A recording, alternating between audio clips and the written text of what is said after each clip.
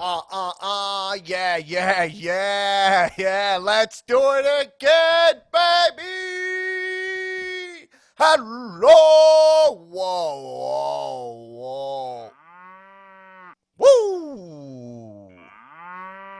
Not Woo. changing my lifestyle. Wow. I'm 4 or 5 women every day of my life. Oh, welcome to the Comedians of Wrestling podcast, a podcast where comedians dissect the wrestling to an unhealthy degree. I am your host, the host with the most viral stand-up about professional wrestling, Dave Black, a.k.a. Dutski Blackamora, a.k.a. Donnie Capri, from the time I went to Italy, a.k.a. Donnie Wrestling. Donnie Wrestling. Coming at you like Cleopatra, baby.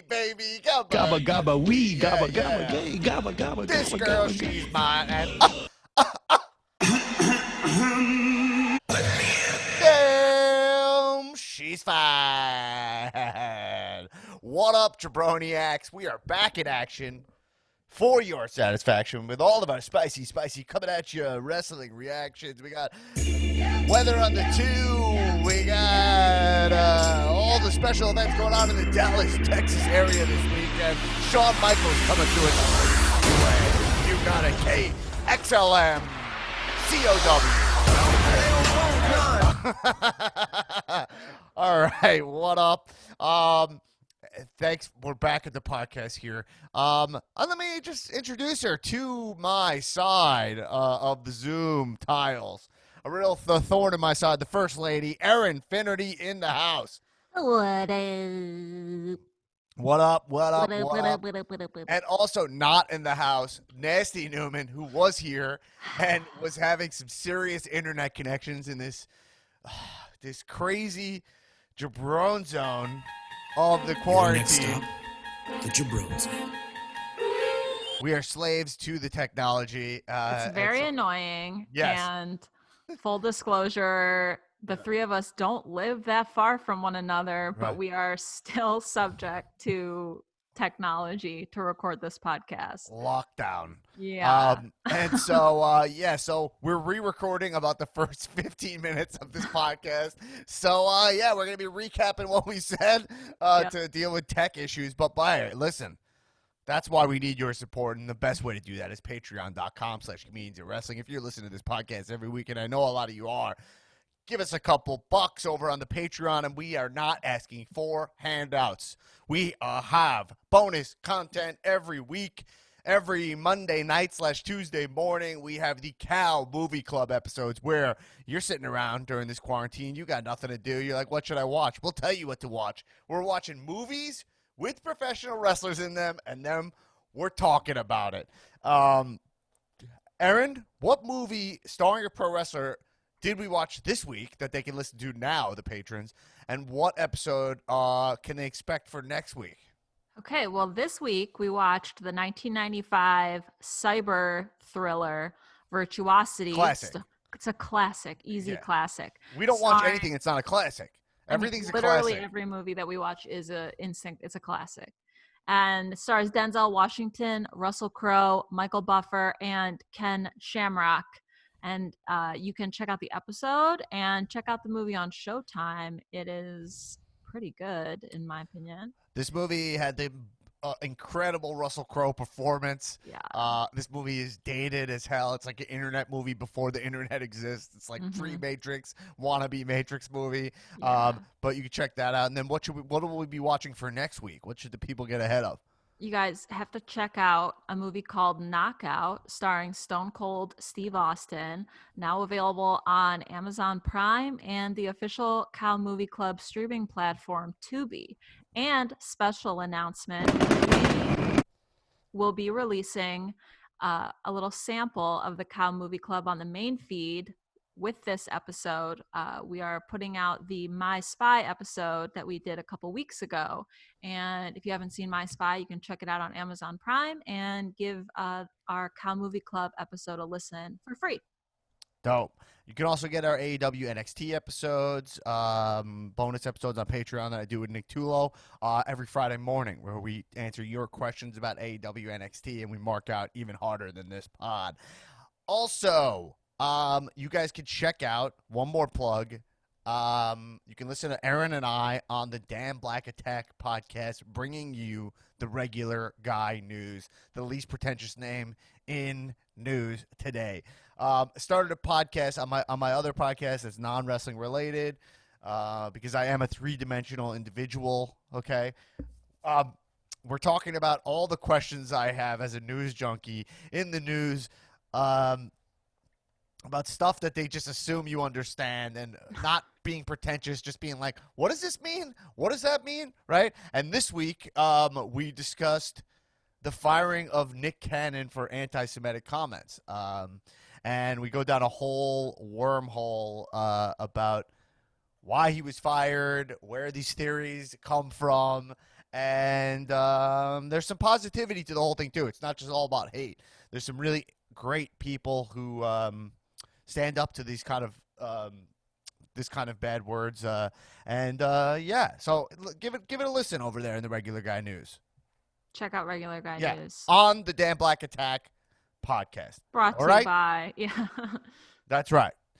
Anyway, okay, let's get into all the wrestling spiciness that we already got into. Okay, are you ready? Because, I mean, we had a pay-per-view, we had a Raw, we had SmackDown, we had NXT, AEW, and where are we going to begin? I've Men in Blacked the previous recording of this segment. Oh, so I you don't have? Remember any of it, yeah. Did we talk about that last week, Men in Blacking? Mm-hmm. Oh, right, Tulo was saying, yeah, because I was trying to Men in Black. What did I want to Men in Black? Breaking Bad. Breaking Bad. We call it Men in Blacking. We're using as a verb to mean it's that wand that just makes you forget seeing an alien. Yeah, right? I wanted to Men in Black the experience of seeing the movie Patriots Day for the first time. Right. Mm-hmm. And I wanted to just do Breaking Bad, and then you thought that was a better choice because it's a lot more, a lot more content. Mm-hmm. Anyway, so okay, so we're gonna start so outside the ring, considering all the wrestling that was on this week. Where I'm gonna start is on Enzo Amore. Swerve. So Enzo Amore put out this video that I happened to stumble across. I don't really know why. Where he has the Cruiserweight Championship because when he got fired from WWE, he still had the strap, the purple Cruiserweight title, and he just never gave it back. Yeah. Did they just replace it? Now it's black, I think, and it's on NXT. So, you know. Right. So I mean, they have multiple versions of every title, so he just happened to have one with him, you know? Yes. And he still claims he's the champ. Yeah, so he's calling himself the realest champ in the room. And I thought the way he said SAWFT was so fucking stupid and funny. And by the way, I'm not endorsing Enzo. I don't think he should be a draw for you. If you happen to see a show that he's booked on, that's fine, but don't just go to see him because he got his bad character. He's a jabron. He's a jabron. Yeah. We all threw away our headbands with the fake hair on them, our leopard print. We stopped doing that dance I was doing that when I wake up immediately. the duck dance. Going to go get your toothbrush to brush your teeth. Absolutely. I would do that just to start my day. A little stutter and walk. You know what I mean? And then I'd put on my slippers and then just do it immediately.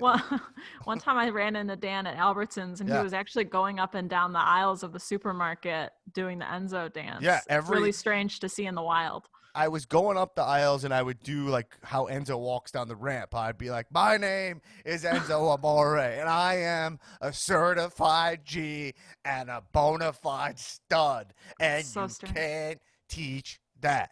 And this right here, this is Kellogg's Frosted Flakes.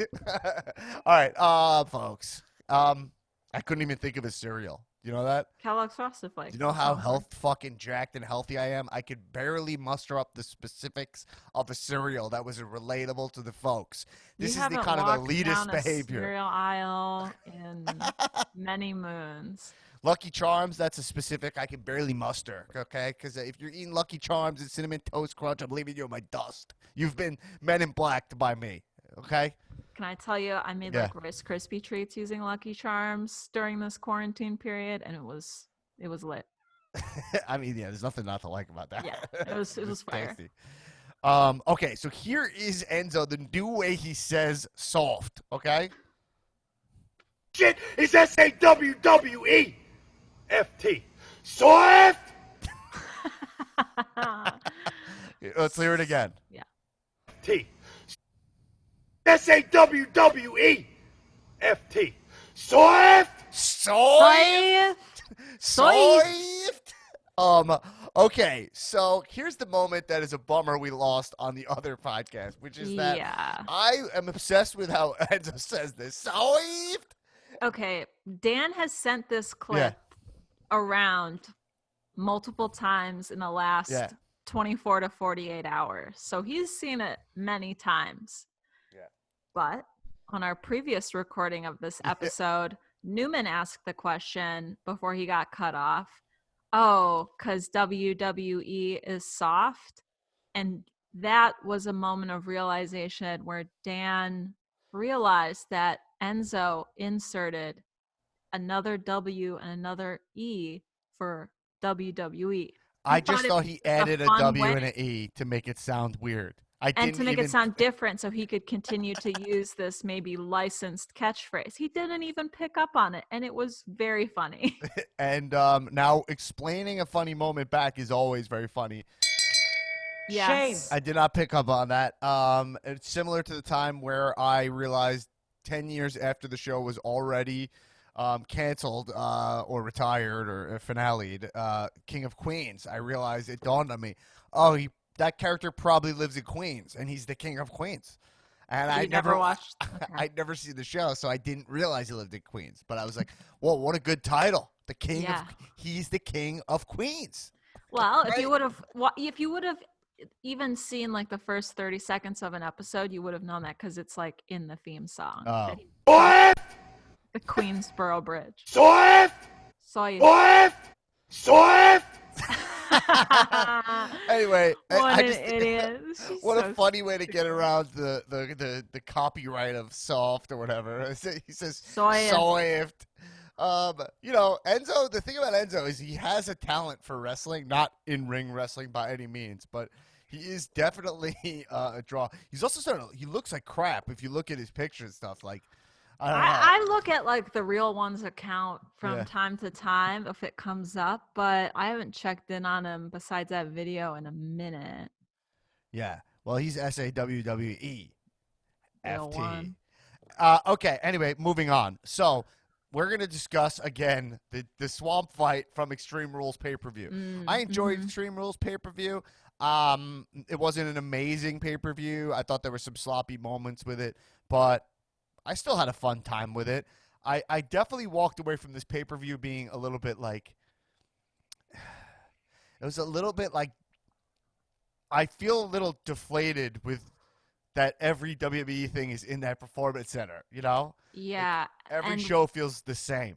It feels the same. And Nick Tulo pointed this out that they didn't do they called it the Horror Show at Extreme Rules, but the performance center, they did literally nothing to differentiate it from any of the weekly shows that we see on TV. It was a huge missed opportunity that could have made it like a little cooler and like more palatable to watch, but it was still fun. It's just this thing. It's like, I understand that they have like they had 4 shows last week if you count NXT and the pay-per-view, you know? They have, I mean, that's like 10 hours of programming all in the same place, so I understand they're kind of stuck. And but man, I don't know. I mean, they're in Florida. There's no fucking rules in Florida. They can't find an outdoor place to do these matches, like rent a high school football stadium, right? And then right? And just have like the bleachers and do something fun outside or cool, right? Yeah. I'm sure the governor would give them any type of venue. I think they're just like stuck in their ways with this performance center thing. And, AEW is already capitalized on using like a outdoor arena stadium for a match. So maybe they don't want to feel like, we're copying them. I don't know. I mean, the AEW show feels very similar to what it would feel like It's missing the crowd and stuff, but they have their same entrance ramp and it's cropped. They still have pyro. It's not like when they do shots from the ringside and they shoot up, you're not seeing like a fan in a, Yeah. and we're talking these are pay-per-views. Now look, we're in the middle of this crisis. I know some of you are gonna be like, this is unfair. But I'm just saying it's we're talking about a show. The ratings are in the toilet for this stuff. So, it's making WWE is stuck and they're not making they don't seem to be making moves to fix the matches. Now, I do give them credit for the cinematic stuff. The Money in the Bank match I didn't love it, but it was an attempt. It was a cool attempt. It was weird. It was And bad. also, right. And it was weird. And they did like this swamp fight, which we'll talk about. But right now, the way I'm feeling, this is kind of shocking for me because I'm a huge WWE mark. I was more excited to put on the Impact pay-per-view than really this pay-per-view almost, Interesting. Yeah. Now that's also because we knew a lot of WWE talent were going to go over there. So I think that, and I don't know, I don't even watch Impact really. So, and I didn't finish it yet, but I'm still going to watch that pay-per-view. But, yeah, I don't know. There's definitely a lack of excitement with the stuff going on. And I'm not sure how WWE's going to break out of it.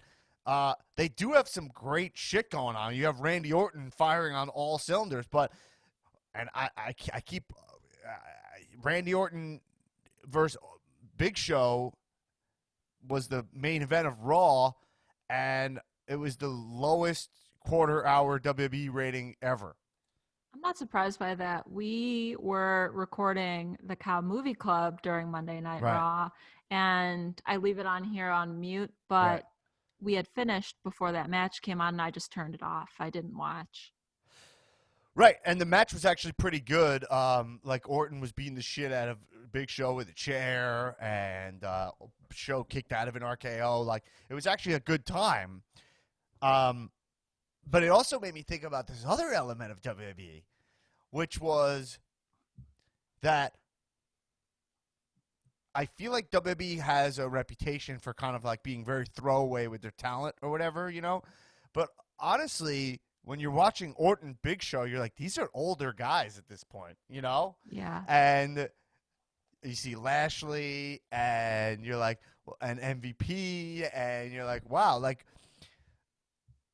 I was like, oh, maybe they really need to like really freshen up the talent pool here, Right. And like maybe that's also a thing where like, but I don't know, my point is that like I like WWE giving these guys long-term jobs, Sure.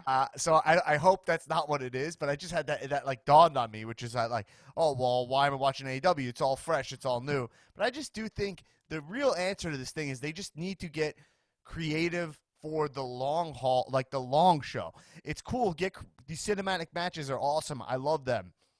But every match in that training center, it makes nothing feel like a pay-per-view. Right. I kind of feel like, the swamp match, for example, I said like, why can't they do this during the week to like make Raw, the 3 hours of Raw, break that up, do something interesting in there? That's a great point. It doesn't seem like it's that hard to do. AEW has executed this like a few times with the Dark Order, for example. Right. Like they should be mixing it up because 3 hours every Monday in the Performance Center is a slog. And if they could do it, like make it part of the show every week, just to make the regular programming more exciting. Yeah, I think you're nailing it. Like the whole the AEW, the WWE model right now is not good because, like, for example, Palm Springs, right, was a huge released movie. It was a big indie movie. It was supposed to be. It went to Sundance. There was a bidding war for it. It was like the big movie people wanted to buy, and they're like, this is going to be a big hit movie, even though it was a small budget indie film. And it came out on Hulu. It's just a blip on Hulu menu in this time we live in. So the concept of a pay-per-view is non-existent. right? Yeah. It's so when you're trying to build up to these pay-per-views, there's a flaw in that, especially if it's another show. Like if takeovers are just on Wednesday nights also, and Fighter Fest and what was the other one? Fight for the Fallen, right? And Fight for Your Right to Party or whatever the next one I love is, right, that folks? one. If that's going to happen, then that's setting this precedent now that like actually time doesn't exist, events don't exist. Every day is not really more special than the last, unfortunately. You know, it's just like we live in times they changed instantly, you know? Yeah. And Saturday a is lot of non-existent. Saturday is right. the same as Tuesday. I don't know what day it is. I sent several emails this morning, Wednesday, saying it was Thursday because I don't know anymore. Right. And WWE's product, like a lot of it hinges on being on tour and being in big venues and being in extra big venues for pay-per-views and stuff. And like you said, that model is suffering right now because they don't have their backup plan is just doing every single show in the performance center. Right. And it's like boring. Right. So like now every week, Cody is putting the title on the line. He's opening up every Dynamite, and then Moxley had a title shot last Wednesday. So I do think that works. Where it's like, why doesn't Drew just put it on? Like, stop building to these pay-per-views. Now, on top of building to these pay-per-views, we're saying that like, if it's going to be called the Horror Show and just still be the Performance Center, that's setting yourself up for a disaster. You know? Yeah, there was nothing. I was excited that it was the Horror Show at Extreme Rules because I thought it would be something different or out It of looked the like box. Halloween Havoc, like a big pumpkin. That would be dope. Like something. And also they had like their social media posts leading up to it. They were really selling this horror show. And when you got there, there was nothing horrific about it. Like it failed. It wasn't anything. It was a fun pay-per-view, but the horror show element was a miss. Yeah, I mean, it's like, you know, WWE's failing to really pivot here. You know, they're just waiting for, you know, to be honest, it's not surprising. They're in Florida. They're in tow with the governor and the administration, and their plan is to like just get everything back to normal as soon as possible, right? As opposed to adjusting to the time. Like, it's actually kind of not surprising, you know? It's almost True. a metaphor in that way. But like, yeah, these title matches, put them on Raw, put them on SmackDown, make your shows matter more, because like this week you had Riddle versus AJ for the IC title, but people weren't that interested in it, even though that's a killer match, because you know it's it's not a real pay-per-view style title fight where the actual title could be turned over, you know? Right. So start setting that precedent that, like, you know, SmackDowns could have big could feel different. Their model, it's gonna have to change, you know, if they want the ratings to go back up. Right. So I think that's what was frustrating about the pay-per-view, is that it's too much content to be the same. That's really what it is. 100%. AEW's got the 2 hours a week. I know. And it's jam-packed with important shit. Right. And this is important, just I'm putting in quotes, you know? A bad time to have quarantine happen, because in October, they ticked up. They added NXT to prime time and added another hour. And it's just so much already. And then now this quarantine thing happens where they're stuck in the performance center. It's just not great. Right. So anyway, that being said, let's talk about the one part of Extreme Rules that was, I guess, was horror filled, which was the swamp fight. So Erin, you were big thumbs up for the swamp fight. Yeah, I had a blast watching it. Yeah.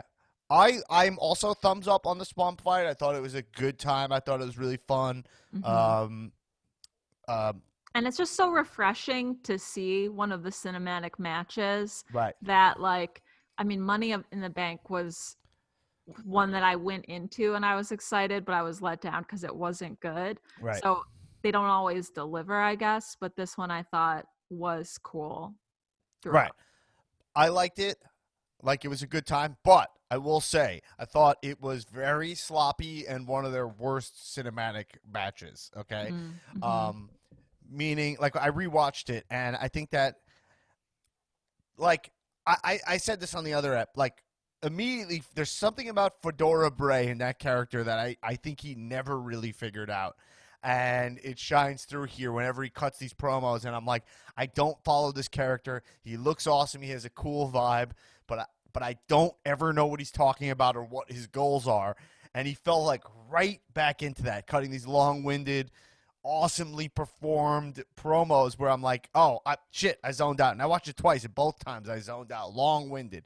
Right. And like, whereas the Fiend, I feel like is very deliberate. I understand the Fiend more. You kind of get more of a scope of what he does, and there's theories behind it that you can kind of follow about what happens to wrestlers when you wrestle him and you beat him and how far he'll push you. And Bray just doesn't have that. Bray, if you remember, was just kind of a jobber, really, you know? Mm-hmm. So, I mean, loved Bray. I would say Bray is one of the reasons I really got back into wrestling. I was like, this guy looks fucking cool. I saw him on a rocking chair with a lantern, and I was like, that's Yeah. an interesting cat. That reminds me of like why I like wrestling, you know? Right. And still, Totally. he's deeply one of my guys. He's one of my favorite wrestlers of all time. Okay, but that being said, I just felt like it was kind of felt like a bunch of scenes, but didn't really effectively edit in a way where it was like, oh, it's kind of a dream sequence, you know?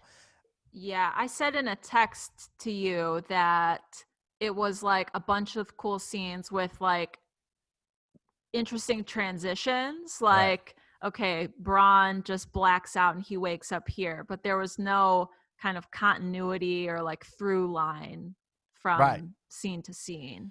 Right, and like I didn't know what the rules of this thing were at all, and I didn't know if it's just it's like, oh, come meet me here at the swamp. It was like Braun had been there before, but I also didn't feel like he had been there before. It was like welcome home, but also there was nothing to it really. There was no like landscape where you're like, it just felt like, oh, they're in this corner, now they're in that corner. And then Do you they know what were I mean? like in the garage where Right. he delivered his like long Monologue. soliloquy. They were in the Yeah. garage. I have to say, while he was doing that, you said you zoned out. I actually think I don't remember what he said because I was so concerned with there was a light bulb dangling in Yes. front of him, and Yeah. it was like almost touching his skin. And It's I like was an like, oh, Edison bulb. yeah, I was like, oh my God, he's going to get burned. And I was like very distracted by that. Right. Yeah, no. But it's like, so then like, like it was just like a bunch of tropes from movies. It's like, all right, Braun has that moment where he sees himself and himself knocks himself out, like the Star Mhm. Wars, like it's Vader, you knock his helmet, then you see your face underneath. Then he's in the chair tied up. Then he's fighting some guy with a shovel who then goes on fire and you're like, who's this guy? Does I did Braun have not know. are they part of the Wyatt family? Like, who these guys work for him? Like, who are these guys he's fighting? I don't know. I don't understand this swamp. Like, for example, if you there's the Matt Hardy stuff is more like carefully done. Like, it's the Hardy compound. You Right. know the character is there, and you even know when it's final deletion. There's a match and there's a ref, and right. So there's more clarity. Now that being said, I don't think it needs all that. Because I love the precedent. My favorite thing about this match is that, like, it's a great way to get Bray away from the title. Like, Mm-hmm. Bray does not need to. He can wrestle guys who have the title like he did here. That's not what it's all about for this character. This character makes it personal. You go to him, and when you wrestle him, you have some kind of. You go to his territory. You try to like settle your situation with him. It's not about championships. It's above that. It might change you as a Yeah, person. he's like collecting people or souls or whatever to put their photos on the wall in the Firefly Funhouse and like add another one kind of Right. to like his collection there. But then it was like kind of random. It was like oh, here's this laughing little girl thing. It was just like, oh, that's from a horror film. Let's put that in. Like the editor was just like, I'll add this. I'll add this. Looks great, but it didn't feel Right. like a real deliberate story. Now, like Alexa Bliss moment, I thought was That was the cool. strongest moment Yeah. in it. And it was like, oh, then that's That when you're got like, me. oh, it's Sister Abigail. And it's like, oh, he always wanted to be with Alexa, and that's how he's getting in your Right. mind. I Right? thought I at first was like, oh, is this Sister Abigail? But then it just seemed like it was a vision of Alexa Bliss in like a Yeah, I think so. lace hood. I don't know. Right. But it was a callback to their like years ago when they were mixed tag team Right. partners. So But that's a um, cool moment to yeah. haunt Right. Bray with, right? Be It like, was oh, a deep here's like cut. this never worked for you. Like you were in love with this woman, and I know it. You never really said it, but I know it. But that's the only moment that was an actual specific haunting of that character. You know. Mm-hmm. Whereas, you, yeah. Well, I'll save that for later. That'll be too much of a derail. But then it was like another moment that was like to haunt him was that boat moment, which they treated the same way. But the boat The moment was boat thing. stupid. Yeah, so Bray, he's You in the described boat. this moment.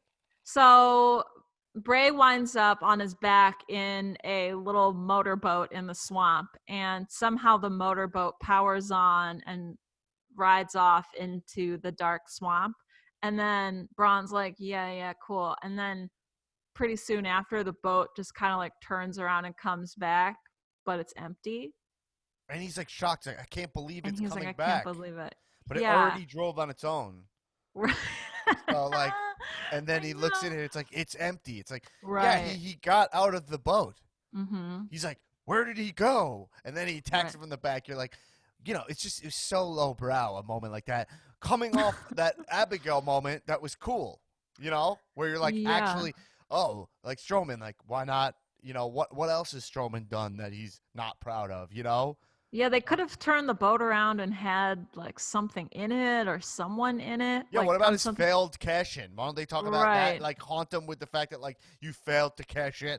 Like an old briefcase. Right. Like Yeah. dive into the lore of the thing.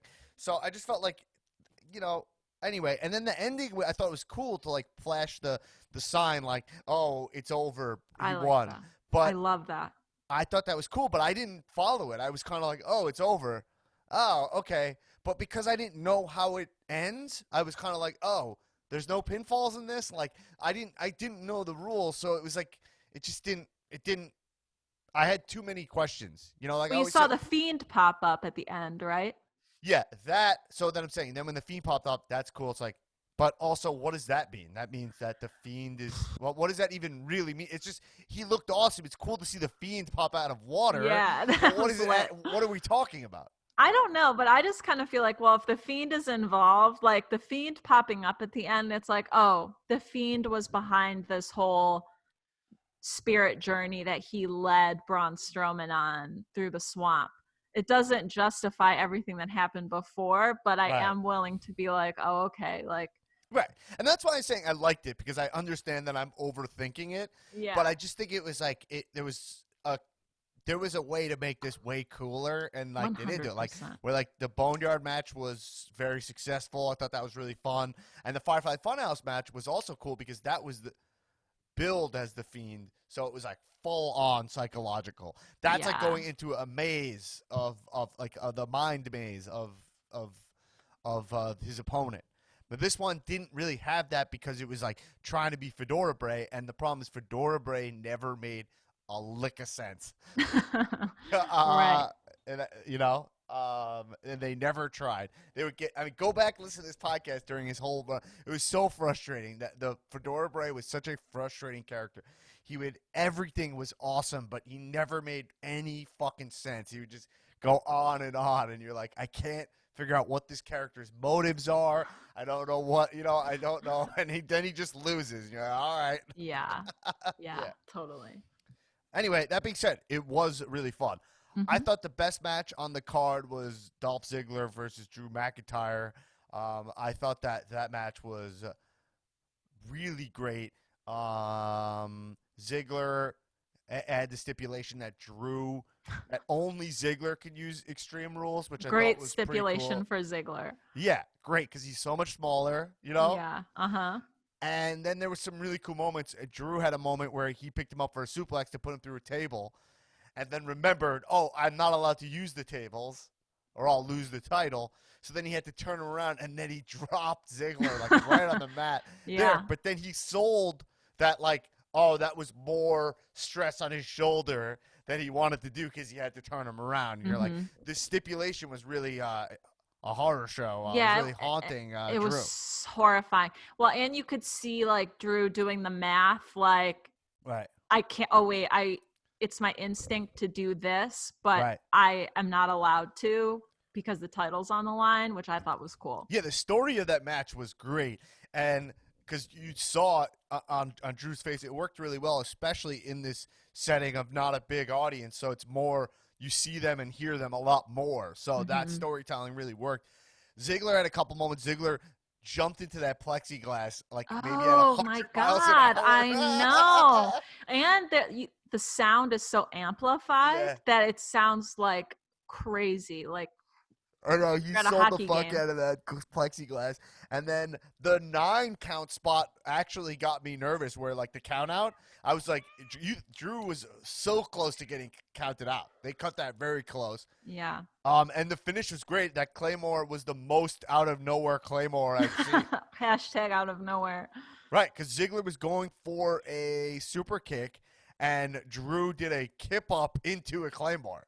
Very Love a dope. kip up. Love a kip up. By the way, just for people, speaking of out of nowhere, we're gonna have a special bonus episode of this pod coming up that Erin doesn't even know about.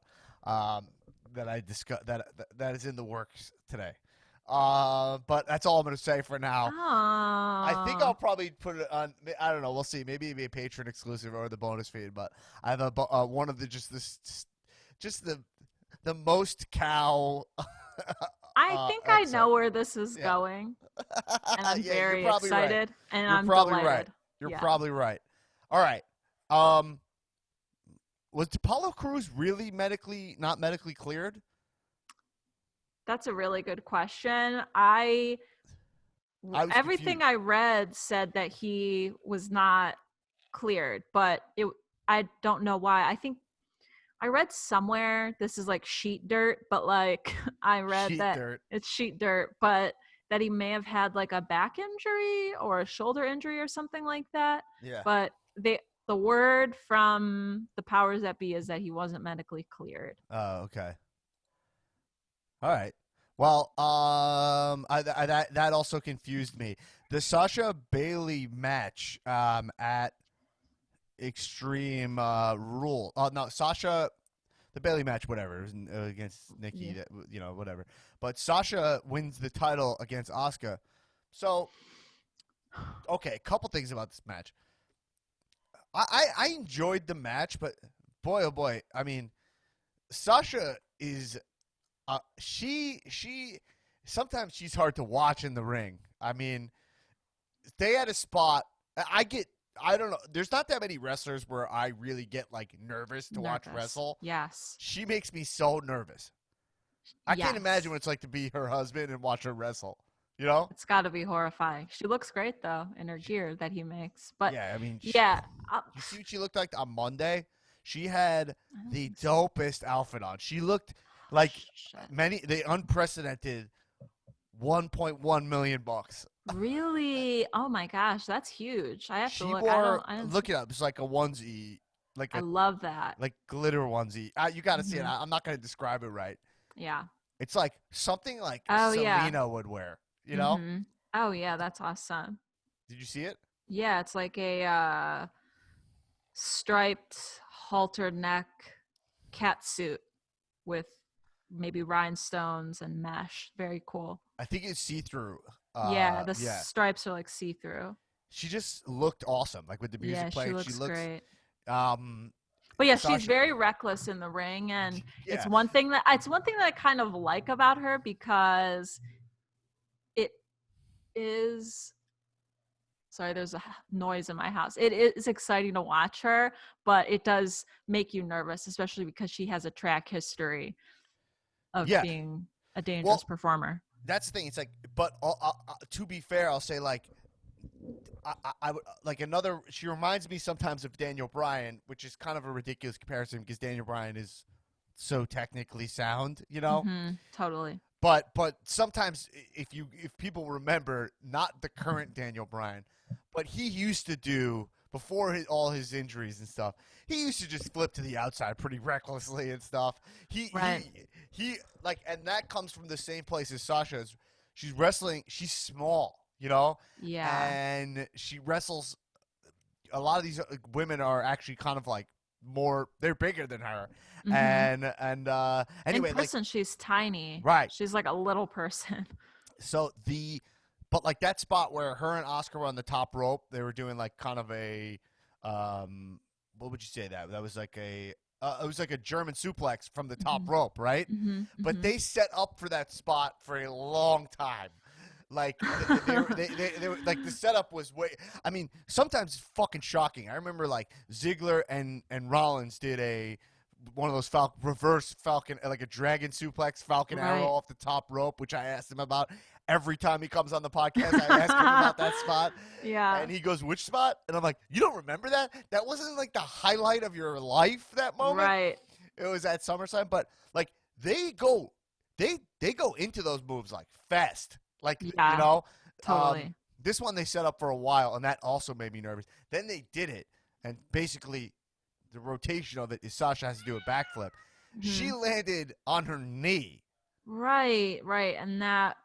And it looked bad. And then she was selling it. She rolled down the knee pad, right?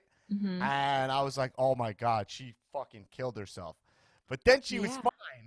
Yeah, she was fine. So I was like, oh my God, I got worked. And I don't know. It was kind of crazy. She sold it. I props to her, because whenever you get sold an injury, but she then went up the turnbuckle and then fell. Like, she went. That's why I wasn't quite clear on what happened with either. like if she did get hurt and was like, or maybe got kind of hurt. I had no idea. I think she maybe got kind of hurt. Is what Tweaked I would think. Tweaked it. But clearly they messed up some kind of finish in this match. Well, yeah. So what I called a major wig malfunction, an MWM took place at the very end. Oh, we had an MWM. I actually didn't catch that somehow. I rewound it because I was like, what happened here? Because I wanted to see it. And it looked like it was just like the wig may not have been fastened correctly or enough, because I think it just like slid back off her head, and she actually covered it up really well because she was laying face down, and then she was facing away from the camera a lot of the time. But when you saw her, she was holding the top of the wig like this. And then after the end of the match, when she was sitting outside of the ring, she was like trying to tug it back on. But I think the wig malfunction was not, it seems silly, but I think if your wig malfunctions in the middle of a match like that and you're Sasha Banks, like, it's actually a problem. It's an MWM. Yeah, I know.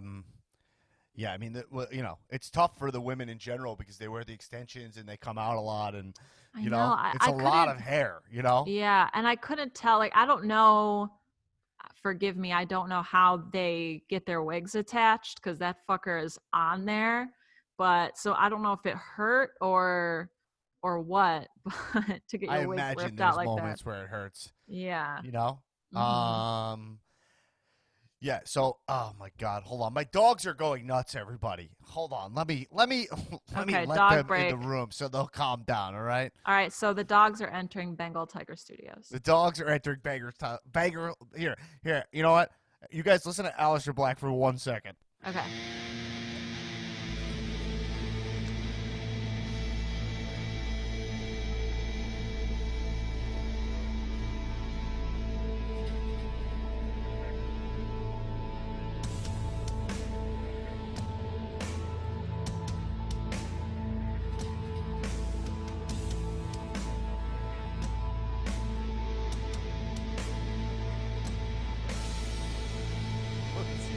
All right, we're back. All right. Yeah, but anyway, so the thing was, Bailey putting the ref shirt on. You know, I felt like this was like the night of confusion. Like you had the swamp fight. I was like, how did that end? I was like, Right. is Apollo Crews there? I don't know. Then like Rey Mysterio eye thing, I didn't Oh. see the eye. I was like, wait, what happened there? Like then this was like, did she win? Like if you had one of these, it'd be fine. Like if it was like Sasha won the title and it was kind of weird, it was schmozzy, you'd be whatever. But the whole show was like a little sloppy in that way, where I was like, I'm kind of unclear what I'm. This show is just like a mess a little bit, you know? The confusion show at Extreme Rules. Right. That was the horror show? Was Yeah, the finishes? yeah. Yeah. Yeah, so let's jump over it. But anyway, Sasha with the title. Those guys, those women with the 4 titles is just a blast, you know?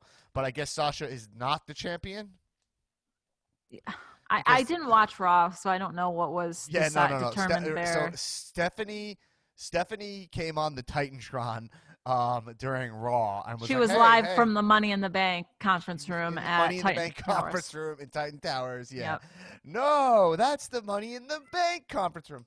All of a sudden, Stephanie, I guess you, the McMahons, I get that they're always in charge, but this show has no clear GM. All of a sudden, she's like, actually, next week. And, you know, the show is just, it's sloppy. I know she's Stephanie McMahon, but it is sloppy for Stephanie to just like, I show up whenever. Mm-hmm. You know, and that's it, and then no one's in charge of the show. It's sloppy. Like, you know, like you have Regal, you know Triple H, you know they're there doing it. So it's just it's confusing. It's like, oh well, now they're gonna have another title shot, whatever. But okay whatever. Okay. Yeah, this eye for an eye match. Look, I thought the match was fun.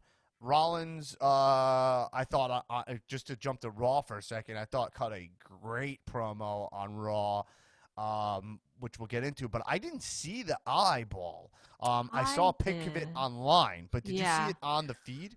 I was watching really closely for it because I was like, are they going to show it? Are they going to show it? Like, let's see these horrors.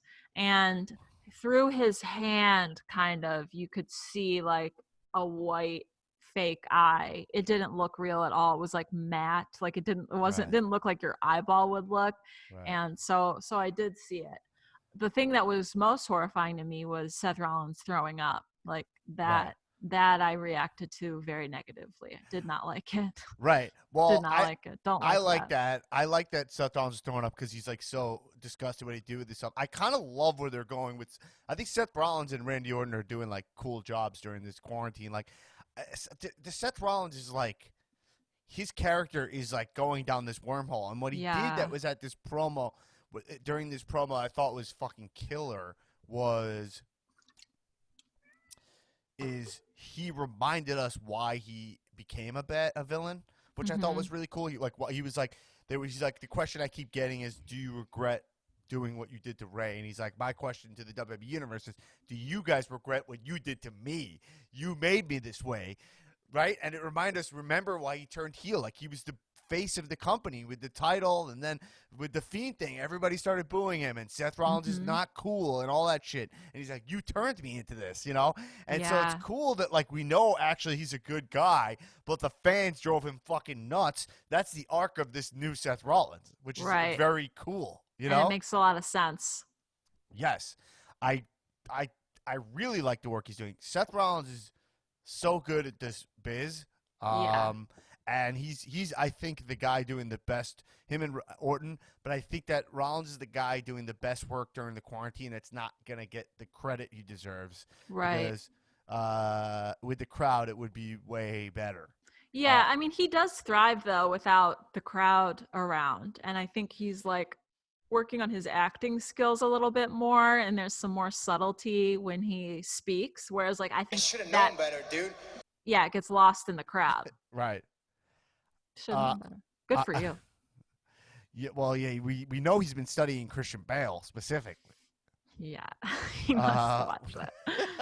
Good for him. Good for him. Yeah, honestly, good for him. If I'd say anything, I would say, really, you know what? good for him. Mhm. Good for him. Agree. But so. Oh, Got it. good for you. Worth it. Sammy Guevara. He's back. What he's was back. his name? When he had the mask on, Oh, what did they say? I don't know. I forget. I actually turned it down. Serpentino. I turned it down to give Karrion Kross and Dijakovic the full. I gave them the full screen because it was like I'm trying to figure this Karrion Kross guy out. You know, Noble of you, yeah. yeah, I'm trying to figure this out because I'm not feeling it at all. And but a lot of listeners are like, he's cool, he's awesome.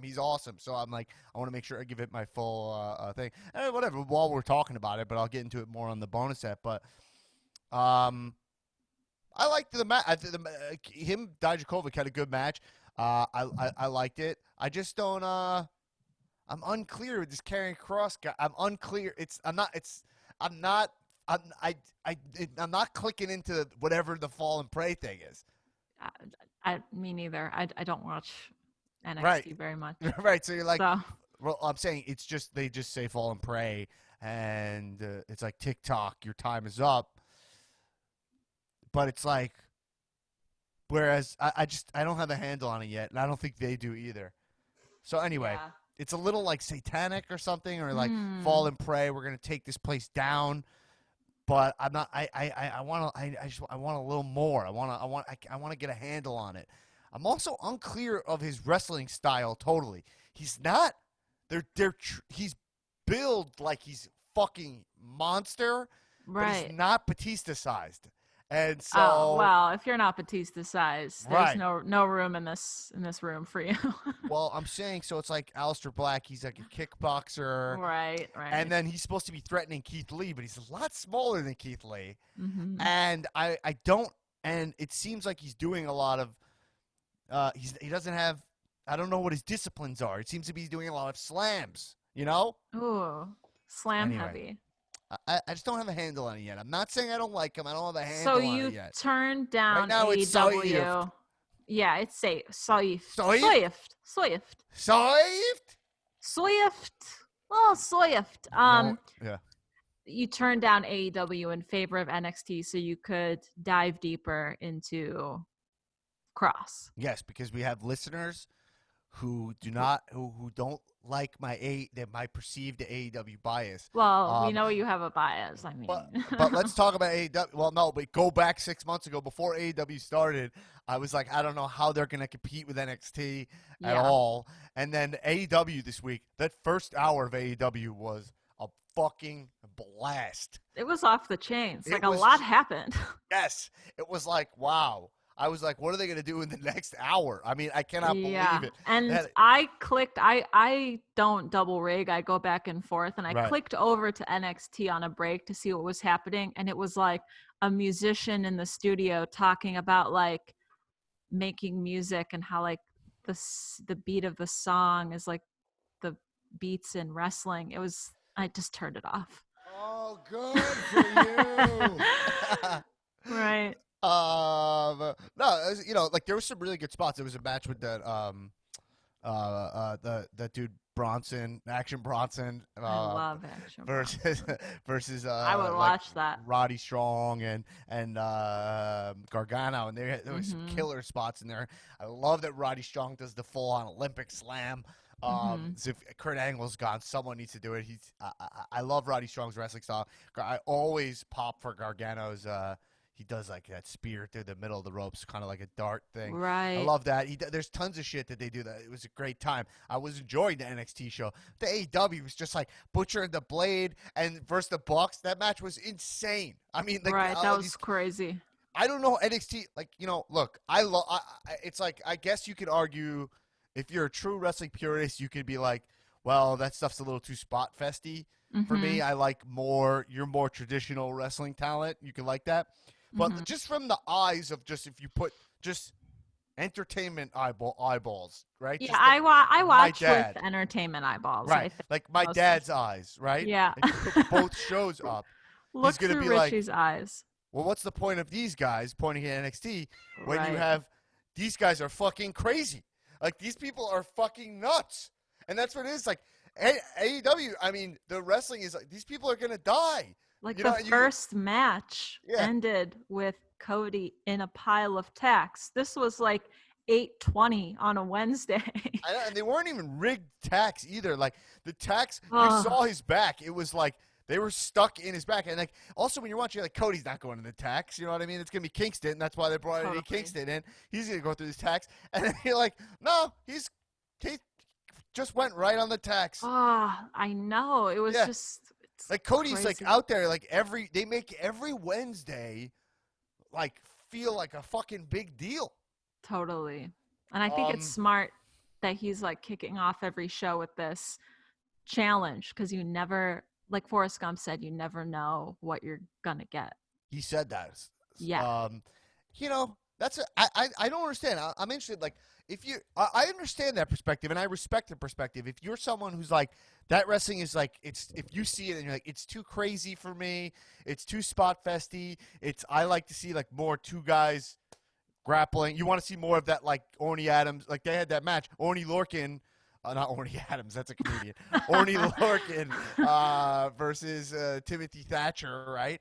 I mean, those two guys, by the way, I mean, they looked like default wrestler A and default wrestler B. Like, they're Right. both in blue trunks. They looked exactly like, it looked like one version of him where he doesn't shave his head and one version where he doesn't. It was like Yeah, pre-quar, post-quar. Right. But, like, no, that being said, those guys are killer wrestlers. I mean, Thatcher, I'm actually a mark for Thatcher. I think he looks awesome with his teeth look like shit. I mean, he's scary looking dude. He feels like a perfect dude to have, like, be like a submission guy.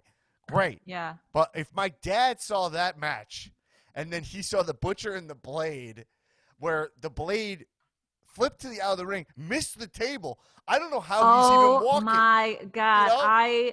All I could think about was like his tailbone. Like he landed like square on his ass. Right.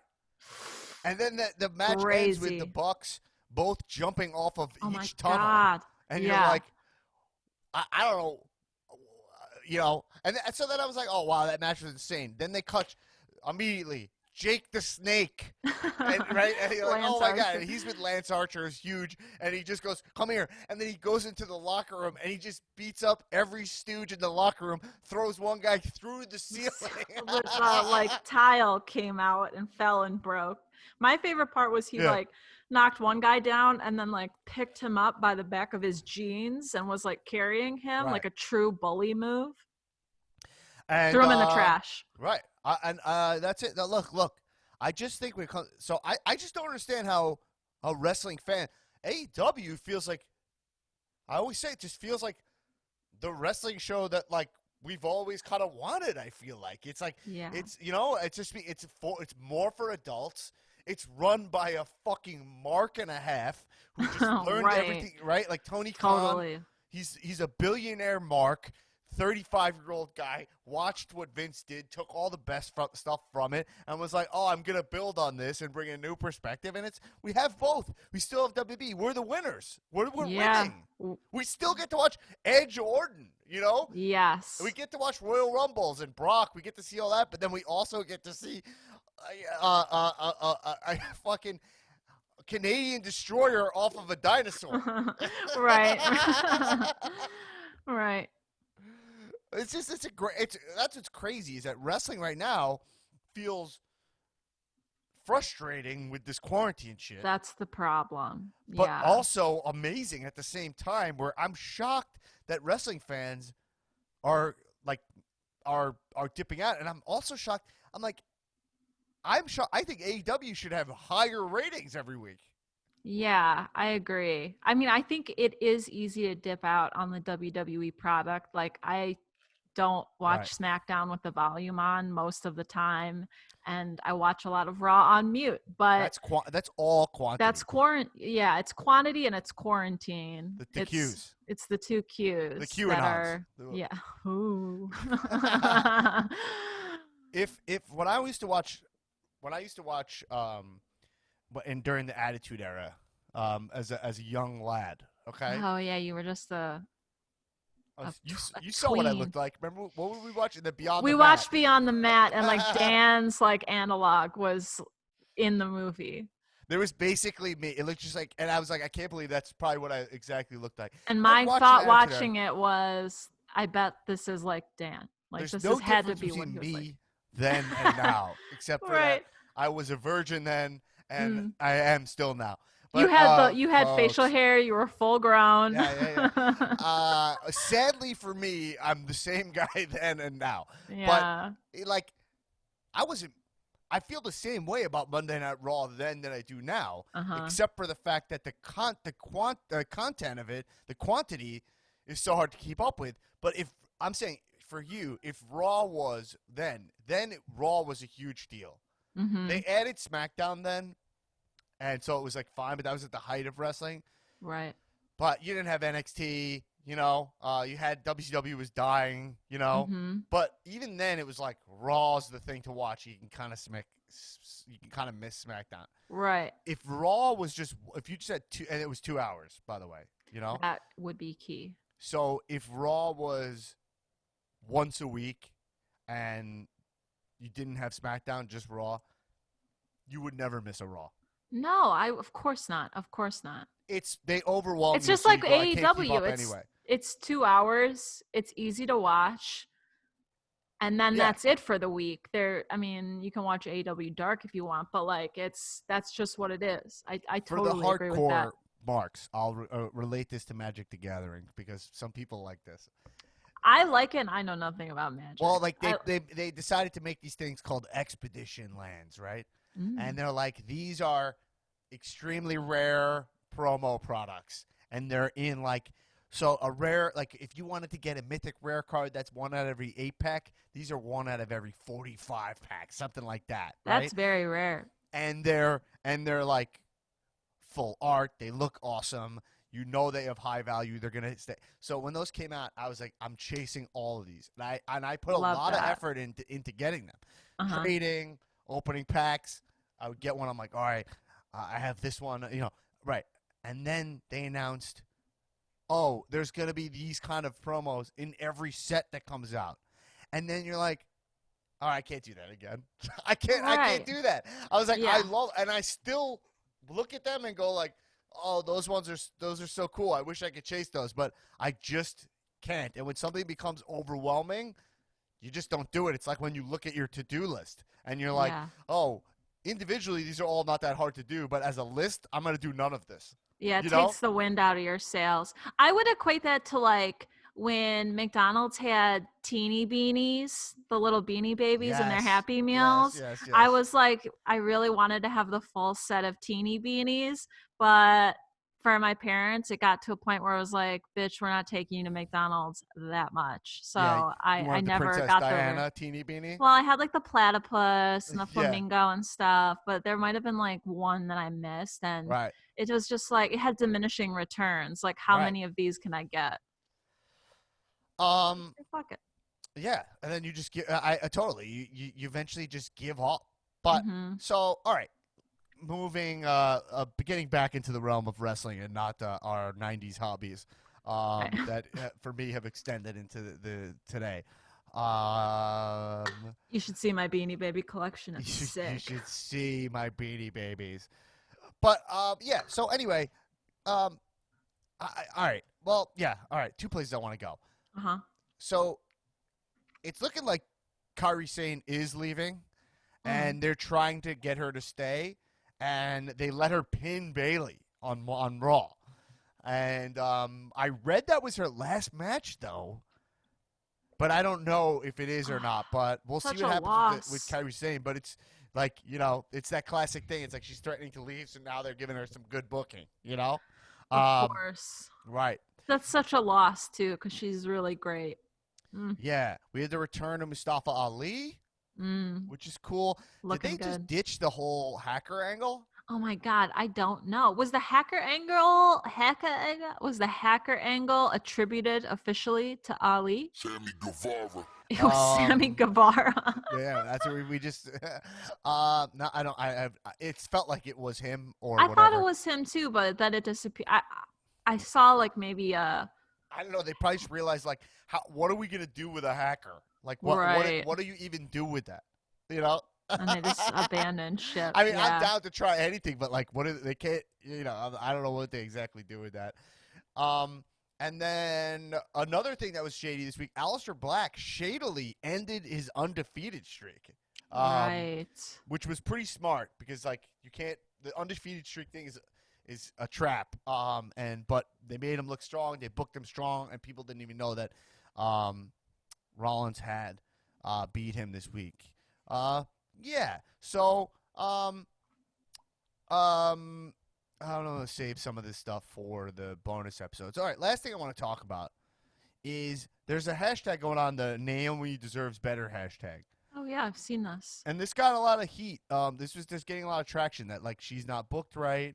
And then Booker T came out and said that you don't. He came in with kind of, what do you think he came with? Like the classic, that generation, this is how wrestling works. No one gets anything. You earn everything. No, you don't want to give her a handout and blah, blah, blah, and this and Right. that. And it's just an interesting thing because I love to also believe that. Like, I love to think you earn stuff, right? Right. I love to think in wrestling you grab that brass ring. It's something not we like a talk about- participation trophy culture. Right. But let's talk about the reality, which is fucking tough for these guys, the Booker T guys. They really. Yeah. Now, I'll say this in full disclosure: I don't think Naomi has had like anything close to like a Becky blood moment, right? No. Or like anything close to. Although she did have a heel run that I didn't hate back in the day, but I know she said that it kind of made her uncomfortable because it like wasn't totally Wasn't her. her vibe. I mean, the in reality. Becky blood moment is like lightning, and it's like It's lightning in a bottle. I just said anything yeah. close to it. You know, No, using that not- as an example is like because that's on par with Austin 316. Like that's Right, like right. those moments you live for, and they're hard to write. That's like pipe bomb level moment. You know, like yes. that. If you're like doing 10 lightning in a bottle wrestling moments, the reason we watch wrestling, the Becky moment is on that top 10 list probably. You know what I mean? 100%. That's yeah. like barbershop window. I think Yeah. over time that goes up there. But like, I've watched Naomi for a long time, and she hasn't had a match I really remember. She hasn't had a promo that has came to mind. So in that sense, I just want to full disclosure that. Now I think she's talented. She's super athletic, arguably the most athletic woman in the women's division. Mhm. And the glow gimmick is cool. Like I love the glow belt. I loved the glow belt. That's one I would love a replica of personally. Okay, but and one of Booker T's claims against Naomi was he had said that he was like, she's super athletic, but like he's like, I'd love to work with her for a little bit. I'd start giving her better matches. So I think he was calling into question her in-ring work, which I don't Okay. pretend to be an expert on knowing, like, No. is Naomi not trained right or blah, blah, Right, right. blah. I don't know. I don't know exactly. But let's just talk about booking in general. We know that in WWE you get a script. That's like proven, right? Right. Yeah. And the more wrestlers that leave, like I read an article that was talking about Eric Young was on Sirius, and he was talking about leaving. And he's like, WWE makes it all the same. And he was like, when I was working with Triple H and NXT when we were doing the whole sanity thing, Mhm. he was like, I had some creative control over that. And he Right. basically pointed his finger at Vince. The biggest example pointing their finger at Vince is Dean Ambrose. And Yeah. I can't help but think about Dean Ambrose because if you go back, Dean Ambrose was on Stone Cold's podcast when he was the champion. Mm-hmm. Or maybe he wasn't Remember the that. champion yet. And Stone Cold embarrassed Dean. He did. He straight up was like, why don't you grab the brass ring? Like, you're not doing anything. Yeah, you he know? like took him to task over that shitty this- Mania match Yeah, exactly. with Lesnar. Right. And because Dean Ambrose was defensive about, he kind of like deflected everything onto Brock. Right. So I was very vocal on this podcast, kind of like talking about grabbing the brass ring. Stone Cold always talks about Cesaro. He's like, Cesaro, you know, what he asked Vince. He was like, why are you, what, he actually asked him. He was like, why don't you push Cesaro? Look what this guy can do. And he's like, he's missing, Vince straight up was like, he's missing something, you know? Right. The Okay. X Factor. Right. He's Yeah. like, Cesaro, he's just said it honestly, which I thought was one of the more honest moments we've seen from Vince. But yeah, so you think about Ambrose, and he said this stuff, and for years it was like, hey, that was the perception, is that Ambrose was not clicking in WWE because he wasn't grabbing the brass ring. Then he leaves, talks a bunch of shit, goes to AEW, and in my opinion is doing fucking great work when he has this creative freedom. You know? Yeah, absolutely. And is Because having he way like better probably matches. and he probably wants to perform better because he stands behind the product. You know what I mean? It's not Right. like he's given this script, he's doing it begrudgingly, blah blah blah. Right, so if I'm saying like what they do in court cases, right? You look for precedent, right? That's what the Yes. Supreme Court justices, they're looking through old cases and looking for precedents and examples. So if I'm looking for the precedent, the Naomi precedent, I go to Dean Ambrose versus Vincent Kennedy McMahon and the WWE Yes. trial, and I look at the outcome of that, and I say, this issue is true. Like it is true. Absolutely. And if you're Booker T and you're saying you have to grab the brass ring, and you're Stone Cold saying grab the brass ring, you are. I agree that there's some extent where you have your moments, you have your get these hands moments, you have your Suplex City moments, but under the parameters of WWE, to blame it fully on talent nowadays, you know you're being a jerk. You're wrong. It's 100% wrong. And the argument always comes up like, well, Vince just controls everything. Like Naomi she can't just decide. Like she's not the person who's in power in the situation. Like I agree that she does deserve better, but it's Vince's call, and that's the root of the problem. Right. I think like That's if why you think she's about getting better. SNL, Yeah. is similar to WWE in that way, Right. and that's a world that I'm very familiar with. And so like in SNL, you pitch there's no ideas that don't come from the talent. Right. So everybody comes to the table and they're at a table read, and you read it, and then you bring, I'm going to try this character. Now, it might not make the show, and then none of your stuff made the show, and then you get cast in a bunch of other stuff, and you have smaller parts you don't want. But you got to try to bring your thing to the table. There's some level of democracy. Now, it's historically and written about a place that has a bunch of politics and cliques and blah, blah, blah, so it's hard to get your stuff through, so that makes it difficult. But WWE doesn't even come from a place of you pitch your ideas. Some Right. guys can do it, some don't. If you get listened to, it's completely random. Yeah. The creative is very tightly controlled, and it's given to you, right? You are expected to perform like an artist, but treated like just an actor. Yes. So, right? So there, to say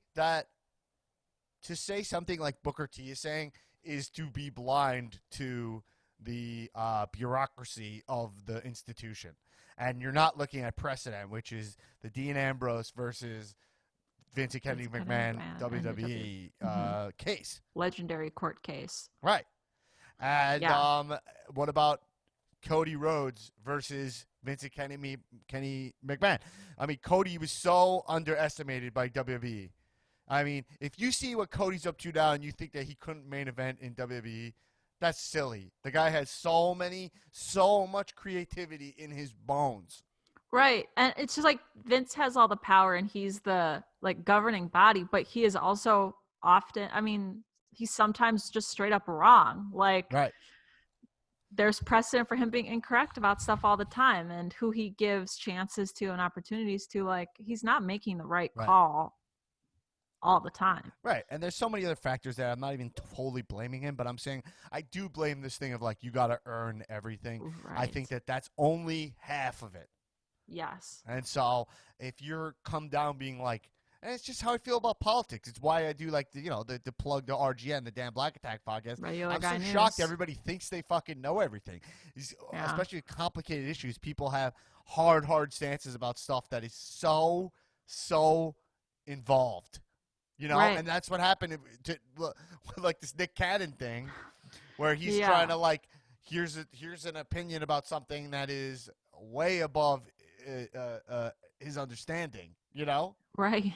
So anyway, yeah. So I think Naomi deserve better? Every WWE talent deserves better. That's fair. Yeah. Right. So, right. And I think Naomi's great. Naomi's great, and she's really likable, and I think people want to see more. Not only that, but she's, like, from what I saw, like, a pretty big part of Total Divas. And so, like, people kind of, I think, feel like Trinity. I'm like, I at least feel like, oh, I'm kind of familiar with her as, like, a person, and I really like her a lot, and would like to see her on my TV on, like, Monday or Friday more.